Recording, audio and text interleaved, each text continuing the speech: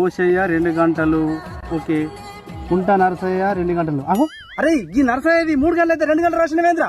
ఏడైనా మిషన్ ఖరాబ్ అయిపోయింది, చదివే వరకు గంట అయింది. అది కూడా రాస్తారా అట్లా? సూపర్ రా. రైతులు మోసం చేయొద్దు, మనం మోసపోవద్దు అంతే. అరే నీ దయరా కొంచెం టైమింగ్ అయితే కొంచెం మంచిగా. ఏమన్నా కింది మీద అయిందనుకో నన్ను అమ్ముడే మిషన్ అమ్ముడే. నీ దండం పెడతారా కొంచెం?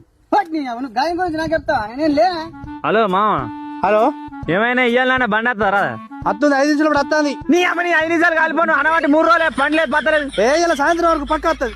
ఇప్పుడు 5 నిమిషాలు అంటే మళ్ళీ సాయంత్రం అంటే 5-10 నిమిషాలు బండి వస్తుంది. అన్ని డాక్టర్ పెట్టి రెడీ పెట్టుకో. ఇక గవాన్ని కాదే, ఇగో ఇంటిని డబ్బు తెచ్చుకున్నా.